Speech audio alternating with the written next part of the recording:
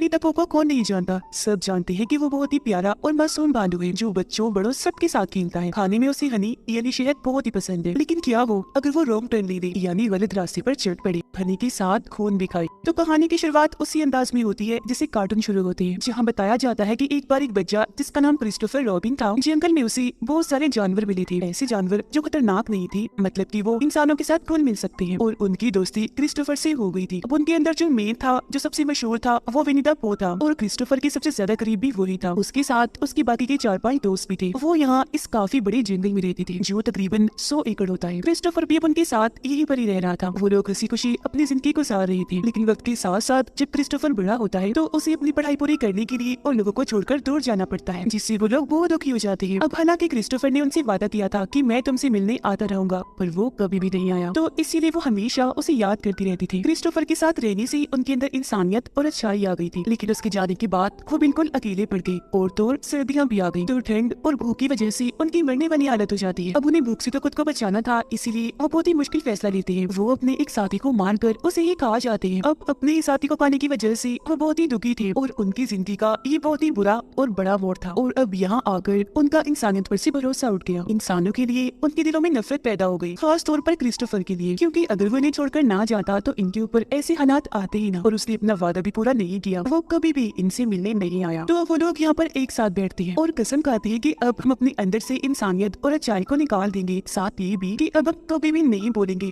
हमेशा चुप रहेंगे। उनकी कसम के साथ ही ये सीन इधर ही कट हो जाता है। फिर हम 5 साल बाद का वक्त देखते हैं जब क्रिस्टोफर अपने दोस्त के साथ उन्हें जंगलों में आता है, उसे अपने उन बचपन के दोस्तों से मिलवाने के लिए। वो उन्हें हर जगह ढूंढते हैं पर वो कहीं भी नहीं मिलते, बल्कि इनको तो वहाँ खून से भरी हुई बाल्टियाँ, बर्तन, गोश्त, मांस के टुकड़े और उनके साथी की लाश मिल जाती है, जिन्हें वो सारे जानवर खा रहे थे। अब ये देखकर वो दोनों काफी डर गए थे, तो इसीलिए वो फौरन वही छुप जाते हैं। वो यहाँ से निकलना चाह रही थी, लेकिन तब तक यहाँ पर विनी द पू और उसका साथी आ चुके थे। इनकी बदकिस्मती, वो दोनों इन्हें देख चुके थे। आते ही वो चीन से क्रिस्टोफर की दोस्त का गला घोटकर उसे मार देते हैं और उसी पकड़कर घसीटकर अपने साथ कहीं ले जाते हैं। फिर इसके बाद दिखाया जाता है कि खबरों पर और मीडिया पर हर जगह यही बातें चल रही है कि इन जंगलों में कोई खतरनाक क्रिएचर रहता है जो किसी को भी नहीं छोड़ता। हजारों की तादाद में लोग वहाँ गए हैं पर कभी भी बचकर वापस नहीं आए और अभी तक इस बात का पता भी नहीं चल पाया कि आखिर वहाँ पर है क्या। इसके बाद अगले सीन में हम एक लड़की को देखते हैं जिसका नाम मारिया होता है। हाल ही में उसके साथ एक हादसा हुआ था जिसकी वजह से वो सदमे से अभी बाहर आई थी। एक अनजान शख्स उसका काफी टाइम से पीछा कर रहा था और एक दिन तो उसके घर आ गया उसे पकड़ने के लिए। पर हालांकि उस आदमी को पुलिस ने पकड़ तो लिया था, पर उसका बुरा असर आज तक मारिया के दिमाग में रह गया, जिस वजह से उसके डॉक्टर उसे छुट्टियां मनाने के लिए कहीं पर जाने का मशवरा देती है ताकि उसका दिमाग बहल सके और सारे बुरे ख्याल उसके जहन से निकल जाए। तो इसीलिए अगले दिन मारिया अपने कुछ दोस्तों के साथ उन जंगलों के पास ही बने एक केबिन में छुट्टियां गुजारने के लिए चली जाती है। रास्ते में वे गैस स्टेशन पर रुकते हैं, पर ये पूरा ही गैस स्टेशन बंद था। तो इसीलिए ये लोग आगे निकल जाते हैं जहाँ मारिया की मुलाकात एक कपल से होती है, जिनसे थोड़ी बहुत बात करके वो यहाँ से चली जाती है। जिसके बाद ये लोग अपनी मंजिल यानी उस केबिन में पहुंच जाती है जहाँ उन्होंने छुट्टियां गुजारनी थी। अब उनकी एक दोस्त जिसको भी यहाँ आना था वो रास्ता भटककर उन जंगलों में पहुंच जाती है, जहाँ तभी अचानक उसकी नजर विनी द पू पर जाती है जो तेजी से उसकी तरफ ही आ रहा था।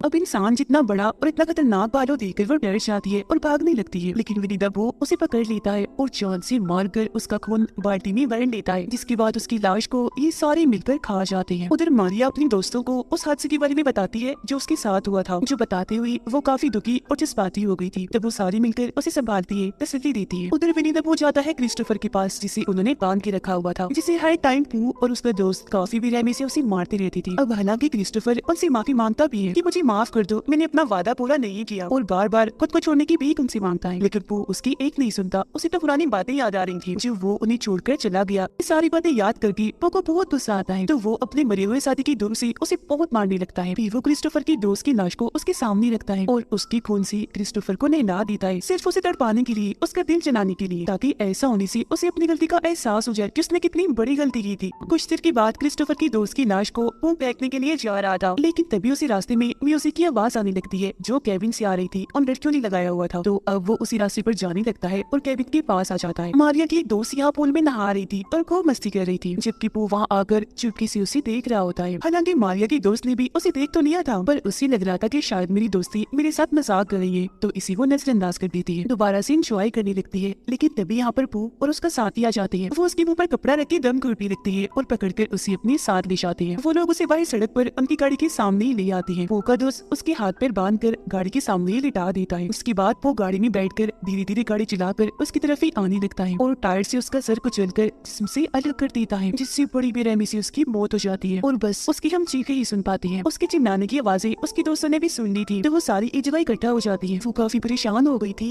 इसीलिए उसे ढूंढने के लिए वो घर से बाहर जाती है, जहाँ इन्हें उसकी लाश मिलती है काफी बुरी हालत में। उनकी भी हालत खराब हो जाती है, वो डर चुकी थी। वापस केबिन में आकर छुपने की कोशिश करने लगती है, जबकि वो और उसका साथी अभी भी वही थे, केबिन के आस पास ही मंडला रही थी। चारों लड़कियां दो के ग्रुप में होकर अलग अलग हो जाती है। दो जाती है केबिन के सारे दरवाजे बंद करने के लिए, जबकि इन हालात की वजह से मारिया की तबीयत खराब हो रही थी, तो उसकी दोस्त उसे ऊपर ले जाती है। वो दोनों लड़कियां दरवाजे बंद करने जा ही रही थी कि तभी उससे पहले एक जगह पर उन्हें विनीता बो का साथी मिल जाता है, जो अब इन दोनों पर ही हमला करने लगता है। उनमें से एक दोस्त बाहर गिर के बेहोश हो जाती है, जबकि दूसरी पूल के अंदर गिर गई थी। तब पानी वाली दोस्त के पास विनीता बो का साथी जाता है और हथौड़ी से उस पर काफी बार हमला करता है, मार मार के उसका बुरा हाल कर देता है। उसकी भी मौत हो जाती है। ये करने के बाद बो और उसका साथी मारिया की उस दोस्त को जो बेहोश हो गई थी अपने ठिकाने पर ले जाने लगती है, जिन्हें मारिया और उसकी दोस्त ने देख लिया था। तो अब ये दोनों भी अपनी दोस्त को बचाने के लिए उनके पीछे पीछे जाने लगती है। वो और उसका साथी जब अपने घर पहुंचती है तो हम बड़ा ही अजीब सीन देखते हैं। विनीता बो जिसे पहले हनी शहद बहुत पसंद था, अब उसे गंदा खून वाला शहद पसंद है, जिसे वो बड़ी मजे से खा रहा होता है। और उसके पास में ही मारिया की बेहोश दोस्त बंधी हुई थी, जिससे अब जैसे होश आती है वो दोबारा से उस पर हमला कर देता है और एक बार फिर से उसे बेहोश करके वहाँ से बाहर आ चुका था। इतनी ही देर में मारिया और उसकी दूसरी दोस्त भी यहाँ आ गई थी। वो अपनी दोस्त को होश में लाकर उसे आजाद करवा देती है। जैसे वहाँ से भागने लगती है, उन्हें क्रिस्टोफर भी दिख जाता है, जो बंधा हुआ था, काफी जख्मी था, हालत उसकी काफी खराब थी। तो अब ये लोग उसे भी खोलकर आजाद कर देती है। अब इन्हें वहाँ पर एक और औरत की चिल्लाने की आवाज आती है। तब क्रिस्टोफर उन दोनों को उसे बचाने के लिए भेज देता है। वो औरत असल में दर्द की वजह से चिल्ला रही थी, उसे बहुत बुरी तरह से मारा हुआ था। अब ये औरत और कोई नहीं बल्कि वो है जो मारिया को मिली थी जब उसका हस्बैंड भी उसके साथ था, और इन दोनों ने मारिया से बात भी की थी। ये औरत अब इन लोगों को उन दोनों के बारे में बताने लगती है, यानी कि बो और उसके साथी की। वो कहती है उनमें से एक बालू है, दूसरा उसका दोस्त है जो पी गए, जिन्होंने बहुत सारे लोगों को मौत की घाट उतार दिया है, वो भी बहुत बेरहमी से, पर कोई भी उसकी बात नहीं सुनता। वो औरत फिर बताती है कि जो वो है वो तो हर किसी को टॉर्चर करता है, बुरी तरह से मारता है, जबकि उसका साथी बस चीखता ही रहता है, क्योंकि वो ये काट मार चीर फाड़ देकर एंजॉय करता है। अब मारिया और उसकी दोस्त उस औरत को वहाँ से ले जाने की कोशिश करती है, पर वो नहीं जाती, क्योंकि उसे उन दोनों पर बहुत गुस्सा था। वो यही रुकती है उन दोनों से अपना बदला लेने के लिए। उसके सामने तभी बो का साथी आ जाता है। वो उस पर गन तान देती है, लेकिन गोली चलती ही नहीं।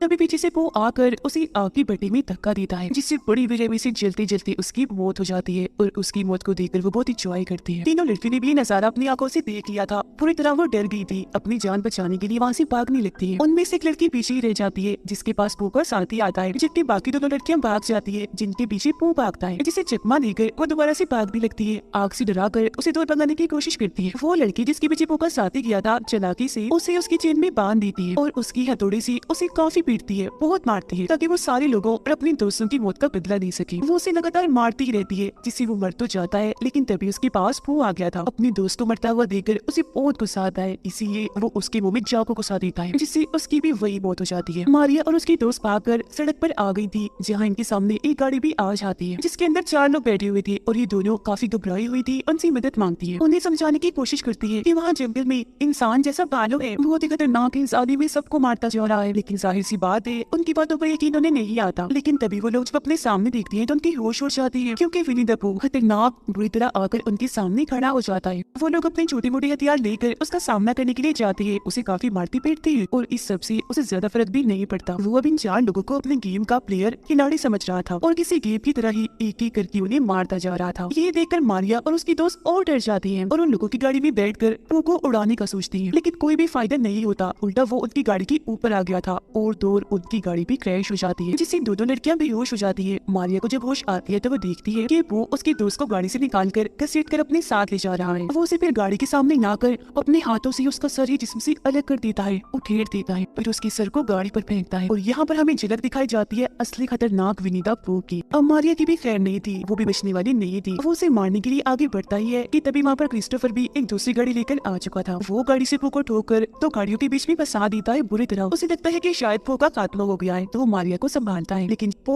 उन दोनों गाड़ियों के बीच से निकलकर आ जाता है। सही सलामत था, उसे कुछ भी नहीं हुआ था। बाहर आते ही वो मारिया को दोबारा से पकड़ लेता है। वो उसे मारने ही वाला था कि तभी क्रिस्टोफर सामने आकर उससे बहुत मिन्नतें करने लगता है उसकी जान छोड़ने के लिए। वो कहता है कि तुम मारिया को छोड़ दो, मैं तुमसे वादा करता हूँ सारी जिंदगी मैं यही इन्हीं जंगलों में रहूंगा तुम्हारे साथ, तुम मेरे पहले दोस्त हो, विनिंग हो। लेकिन सालों बाद आज कसम तोड़कर वो बोल ही देता है कि तुम चली गई थी, अब कुछ नहीं हो सकता। बस इतना बोलते ही वो मारिया का गला ही चीर देता है। अब ये देखकर क्रिस्टोफर काफी डर से गया था। उसे लग रहा था कि वो भी वो का शिकार हो जाएगा, पर फिर भी वो भाग जाता है। जबकि वो जो काफी घबराया हुआ था वो खिलाया भी था। कई बार मारिया पर वार करके उसके जिस्म के सैकड़ों टुकड़े टुकड़े कर देता है। हम खतरनाक वो को देखते हैं जिसने ये फैसला कर लिया था कि वो आने वाले हर एक इंसान का इससे भी बुरा हाल करेगा, क्योंकि इस बुराई के रास्ते पर उसे बहुत अच्छा लग रहा था। इसी के साथ ये कहानी इधर ही खत्म।